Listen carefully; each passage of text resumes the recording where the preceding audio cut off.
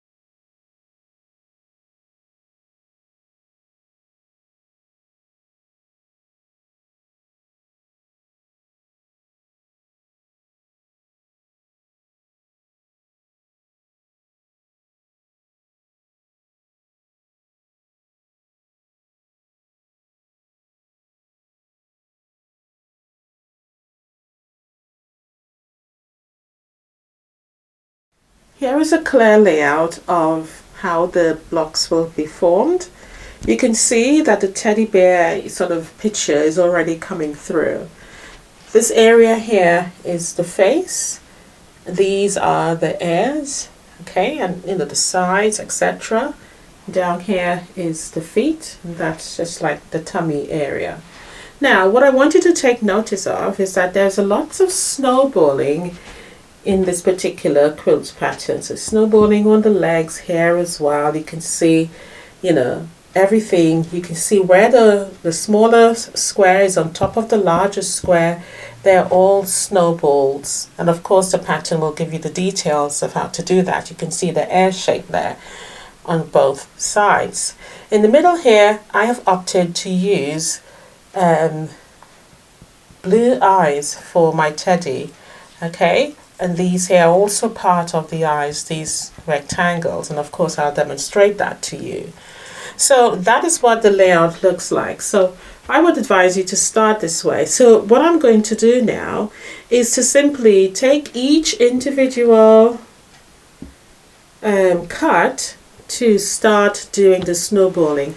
I would probably advise you to do this more or less individually, so you can stand next to it or sit next to it, and in that way you wouldn't get yourself confused, because it's quite easy to flip things around. Hence the reason why I opted this to do this way. All right, so let's move on now.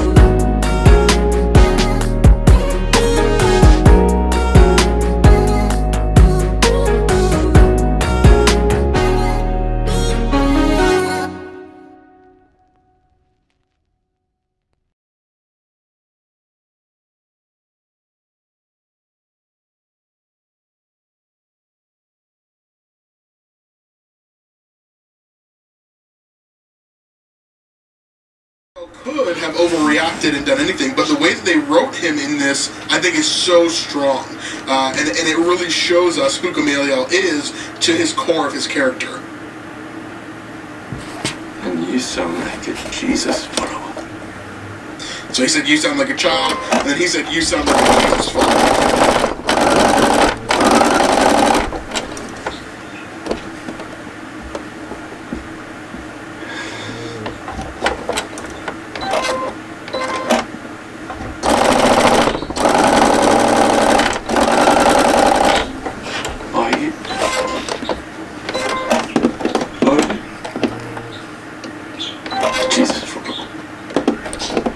And that's the question, right? We are going to see in the book of Acts that there are many people, many Jews and many leaders of the Jews that become followers of Jesus during this time. And so Saul here is really questioning, are you? Are you a Jesus follower? Because Mara told me in the previous episode, if you remember, Mara told me you were talking with one of the apostles as if you were friends. And now I see that you're protecting them in front of the Sanhedrin, essentially. So, are you a Jesus follower? Like, what's going on?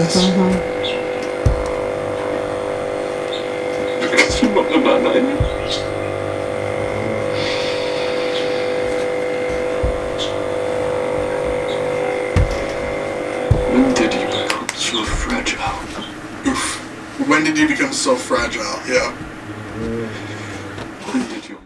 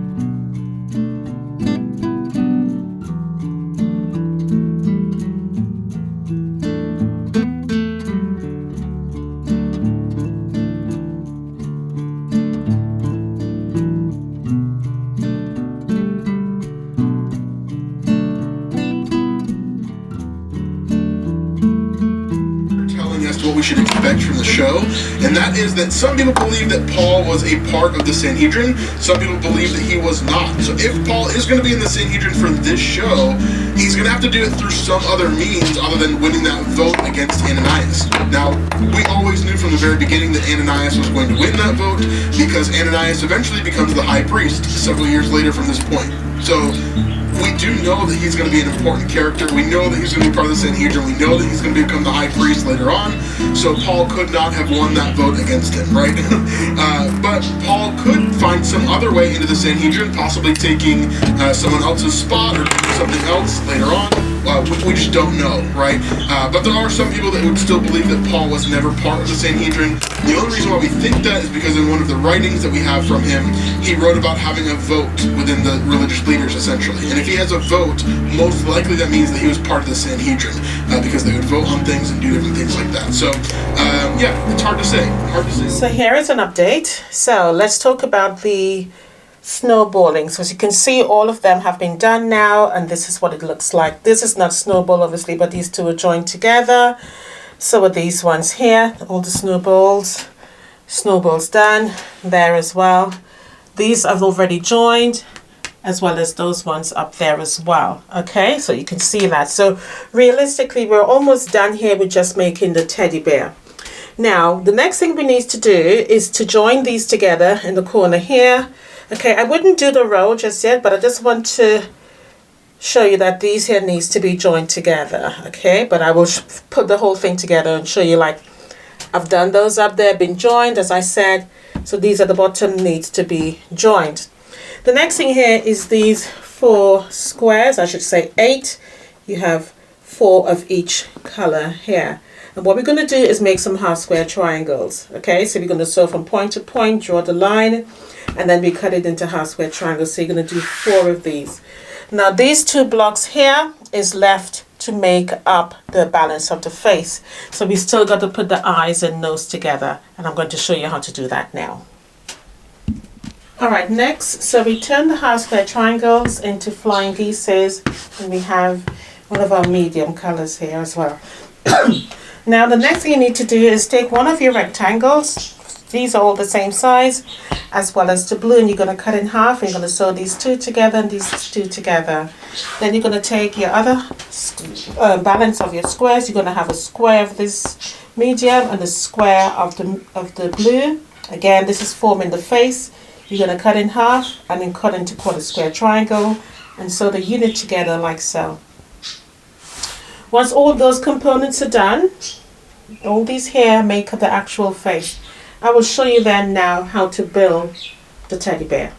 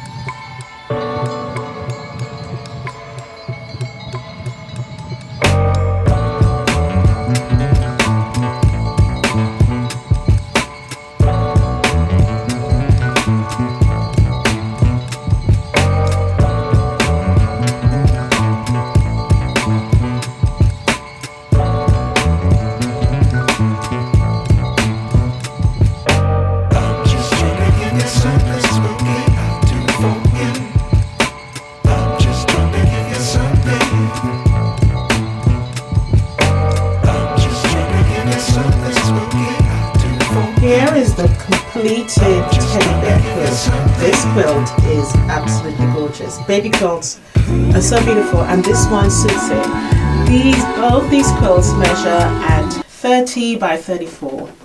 Now, what do you think, guys? Now, in this particular one, I used colors that would represent a teddy bear and blue eyes, as you can see. And I finish it with a nice white border around so that that teddy bear can really pop in the middle. And I added 2 borders. So you have your first white border, then your colored border, and the cream border that represent this color here. But I think it looks beautiful. Very lovely size for a baby quilt. Looks awesome. I did really large meandering on this, and I sort of did it in a straight line, like if you can tell, I just keep coming down, and then when I went back up again, that's how the quilting went. But overall it looks awesome. I'm loving the blue eyes with the nose. It really strikes out. I was attempting to go ahead and do a little smile with sort of a blue thread, but I didn't bother. I don't think it needed it that much. So I just wanted to quilt in a smile there, but it looks absolutely awesome. Really, really awesome.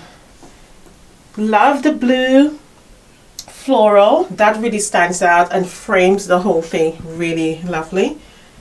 I think the colors here are very complementary to a teddy bear. Very soft. I would assume, for me personally, it's sort of a girly texture, you know, in terms of the color I have used for this one, but I think it looks awesome. And again, really enjoyed the fact that I used the large quilting on it. On the binding, I did that fabric there, which is the same fabric on the back. And for this particular one, I actually did a self-binding. So you can see it there. There's no trace of it on the back. But looks awesome. Love the colors. Again, as I said, I think for me personally, I would probably, you know, advertise this or say it's for a girl. Baby quilt, baby teddy bear quilt for a girl. The second one is the Scrappy one, and you can see it's Scrappy now. It's Scrappy because this is the fabric I used to make my dress. So hopefully you can actually make it out on this one. And I use a blue nose, of a dark blue nose, and black eyes for this one. So it's very Scrappy. But what do you think of the Scrappy one? Which one you prefer? I mean, for the Scrappy, it plays on the eyes, lots of florals, if you notice. The whole thing is floral, including the both borders here. I went in on that fabric again that I used for the first quilt on the back. Here I did this beautiful soft blue floral here. And when you do the quilting nice and large, it really makes the quilt really soft. This one I use swirls, really large swirls all over. And I think it looks awesome, really, really awesome. So which do you prefer? The Scrappy teddy bear look, or you prefer the first one with the actual complementary colors that looks like a normal teddy bear? So let me know down below which one is your favorite. I like the blue that I've used here to frame it up. It looks really good. Loving it. Can you actually see the teddy bear in the Scrappy? I think I can. Let me know if you think it plays too much on the eyes, or if the greenish floral here was too much for it. But I think you still can see it. I was thinking about the teddy bear sort of being on the grass or something. That's why I went for that sort of greenish floral background. But nevertheless, it looks good. It looks good. Again, it measures 30 by 34. So a lovely, very much baby quilt size. Could be used as a changing mat if you want to make one. What you can also do is use 4 and make a beautiful teddy bear quilt. Large quilt for your granddaughter, grandson. Kids would love something like this. You know, or you can make a throw size. Yeah, but let me know what you think. Here, I've put the other one back on for you so you can have a look at both of them. Alright guys, so I hope you enjoyed this tutorial. The pattern will be in the description box down below. Like and subscribe for more. Please share the video around, leave a comment. I always look forward to what you think. Let me know down below which one you prefer, Scrappy or the colours. This one stands out a lot more because again it's just one of those strong colours, isn't it? So I'll see you